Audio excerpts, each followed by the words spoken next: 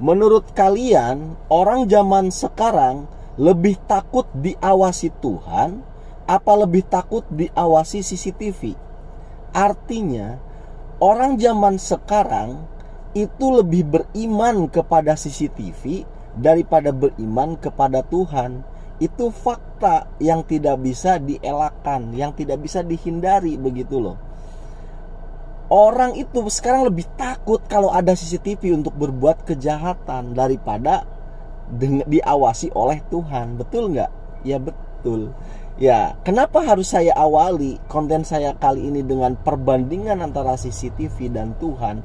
Nanti memang ada korelasinya dengan pembahasan kita kali ini.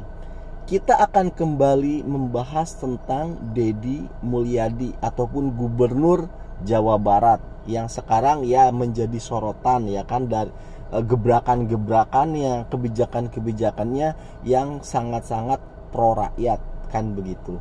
Nah, namun ada salah seorang advokat ataupun pakar hukum bisa dikatakannya, ataupun juga dia ini sebagai dosen di salah satu universitas mengkritisi tentang apa yang dilakukan oleh Deddy Mulyadi. Bahkan dia dengan secara tegas dan pedas bilang kepada Deddy Mulyadi bahwasanya Deddy Mulyadi itu lebih cenderung kepada pencitraan, karena apa yang dilakukan selama ini itu melanggar undang-undang begitu loh. Salah satunya adalah dia menjadikan kegiatan dia sebagai pejabat itu dijadikan konten.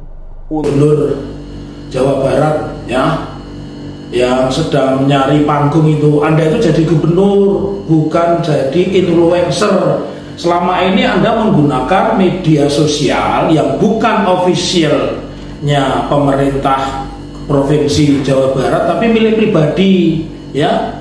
Jadi Deddy Mulyadi itu menggunakan akun pribadi seolah-olah mewakili pemerintah, itu nggak boleh, bro. Untuk keperluan konten pribadinya, YouTube pribadinya, yang mana semestinya katanya si dosen ini, kalau dia ingin merekam, menjadikan konten kegiatan dia sebagai pejabat, yaitu dipostingnya ya harusnya lewat akun YouTube resmi Pemprov Jawa Barat, bukan ke akunnya pribadinya.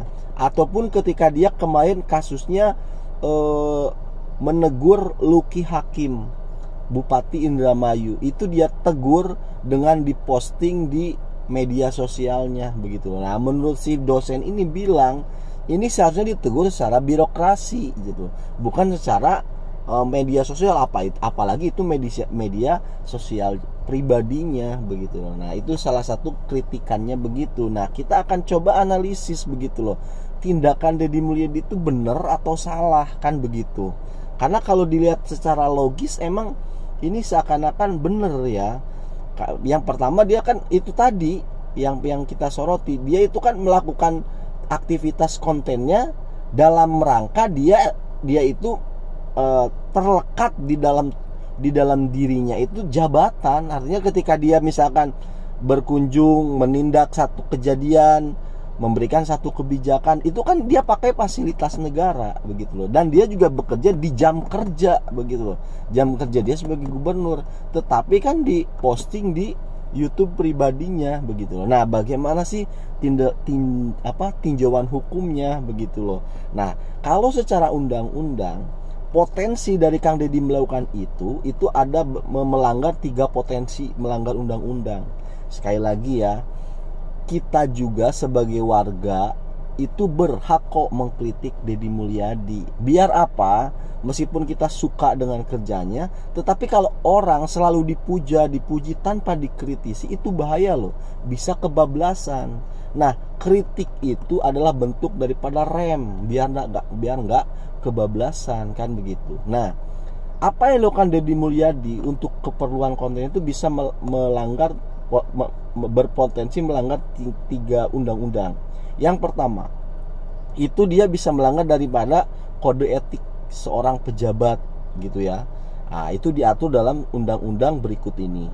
Kemudian yang kedua, dia juga bisa berpotensi melanggar penyalahgunaan fasilitas negara untuk keperluan pribadi.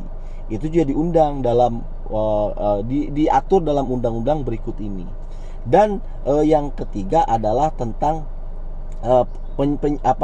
Kang Deddy melakukan dikontenin itu ya, kegiatan pribadi, kegiatan dia sebagai sebagai pejabat itu, dia juga berpotensi melanggar kepatutan sebagai ASN ataupun sebagai pejabat. Itu juga diatur dalam undang-undang berikut ini. Nah, jadi ada 3 begitu loh yang berpotensi dilanggar oleh Deddy Mulyadi begitu loh.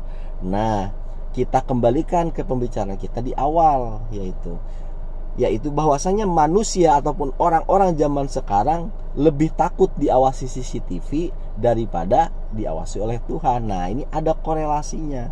Jadi meskipun Kang Deddy Mulyadi berpotensi melanggar 3 undang-undang ini, tetapi ada kecualinya ya.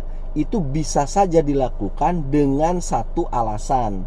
Yang pertama, dengan 2 alasan. Yang pertama, diniatkan pembuatan ini semua konten adalah bentuk daripada transparansi, dan yang kedua adalah bentuk pengawasan secara sosial.